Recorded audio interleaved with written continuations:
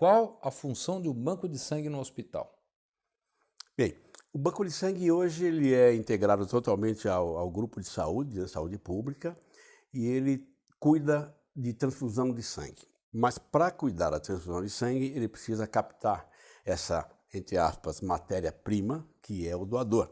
Esse doador precisa ser captado, recrutado, ele precisa ser triado pelo banco de sangue, tanto triagem clínica como triagem sorológica, são os exames, e aí ele vai doar o seu sangue. Esse seu sangue vai entrar no banco de sangue em outro setor, que é o setor de processamento.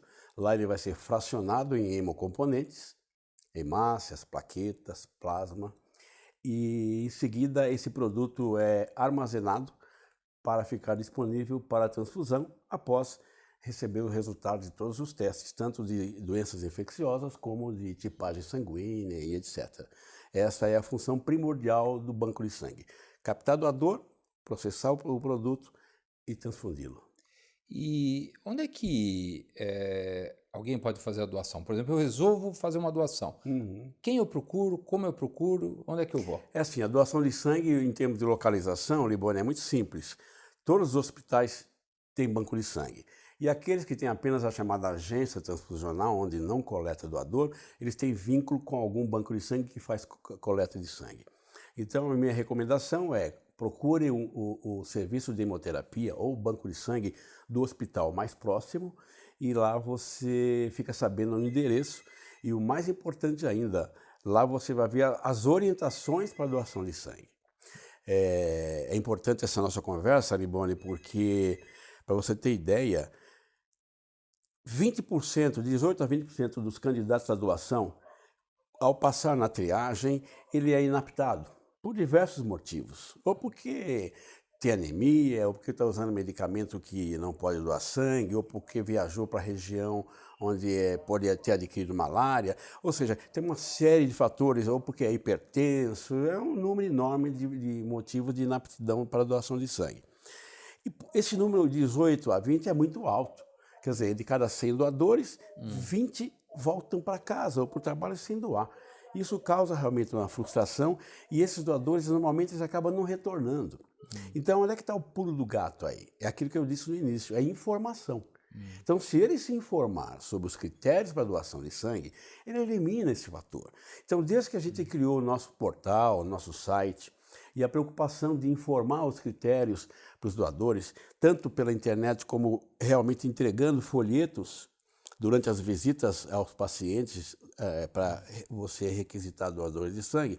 Aqui você tem as informações onde o candidato que conseguir atender tudo que está aqui, que não é pouco, a chance de ele ser inaptado é muito pequena. Então, evita isso. Evita isso. Agora, por exemplo, é comum, supor, alguém vai ser operado por um trauma, algum acidente, aí o hospital pede para que os acompanhantes doem, aí você acaba entregando esse folder. Mas assim, se eu estiver em casa e eu não tenho essa situação, qual o site que ele pode procurar?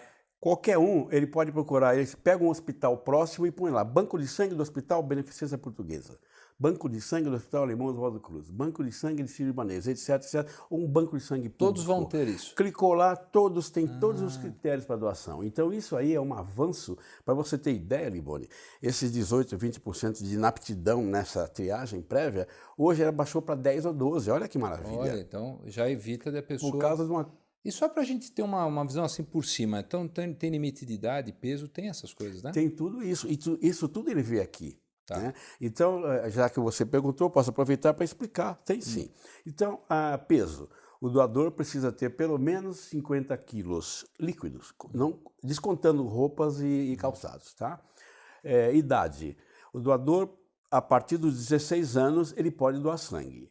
O número ainda é pequeno de doadores nessa faixa etária, não chega a 1%, mas a tendência é aumentar porque realmente existia um desconhecimento. Outro detalhe, idade limite, né, idade máxima. Até alguns anos a idade máxima era 60 anos, hoje até 69 anos. Só que acrescentou-se um detalhe aí. Esse doador com mais de 60 anos, ele só deve doar sangue se ele fez uma doação prévia aos 60 anos de idade. Quanto a esse intervalo entre doações, né, que é importante saber. O homem pode doar a cada 2 meses, desde que não ultrapasse 4 doações no ano. A mulher pode doar a cada 3 meses, não ultrapassando 3 doações por ano. Então, esse limite de número de doações é para evitar que ele consuma o seu estoque de ferro. O sangue ele é produzido utilizando ferro do organismo. Então, existe um espaço exatamente para poder preservar o doador. A quantidade que a gente tira de sangue, mais ou menos? Tira-se menos de meio litro, entre 400 e 480 ml, dependendo... É pouco para uma pessoa que tem 7 a 8 litros? É pouco, É assim, esse gigante aí ele não é o mais comum, né? Tá. Ainda mais que hoje em dia tem muita mulher doando sangue. 40% das nossas doadores são femininas, né? Então, neste caso, a gente colhe 400 ml. Chega a ser em torno de 12% do volume de sangue que a pessoa tem. Uma pessoa maior, uma pessoa do teu tamanho, não chega nem a 10%, muito menos do que isso. Que é um volume que é seguro para doação. Tá, e diz uma coisa, você falou algumas coisas assim sobre o doador.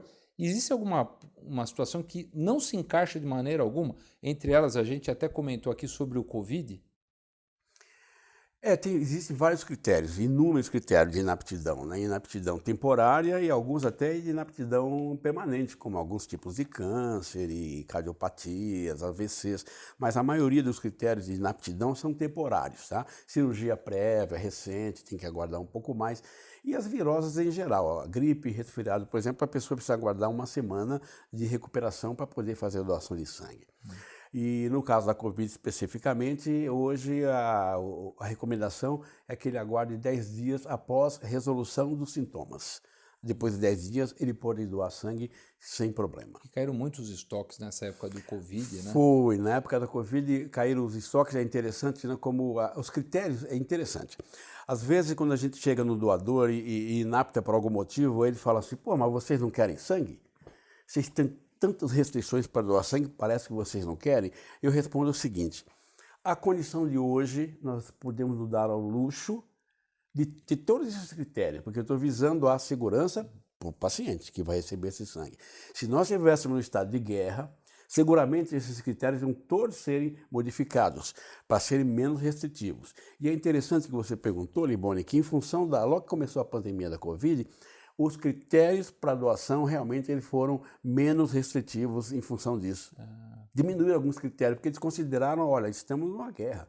Então, se eu mantiver os mesmos critérios de uma condição normal, vai faltar sangue. Então, isso foi felizmente que o pessoal perdeu o medo, os bancos de sangue se adaptaram com espaçamentos, etc., e isso acabou sendo resolvido. Agora, Joselito, para quem recebe sangue, é feita essa triagem toda que você falou, clínica e tal, mas tem alguns exames que são feitos bioquímicos para verificar se o doente tem AIDS, se ele tem hepatite, assim por diante. O doador, né? Isso. Sim, então essa triagem clínica são essa série de questões que eu comentei, né? Que nós temos tudo isso em folhetos no site, sobre doenças pré-existentes, doenças atuais, procedimentos cirúrgicos, invasivos, endoscopia recente, tudo isso tem um prazo de restrição para cada um desses.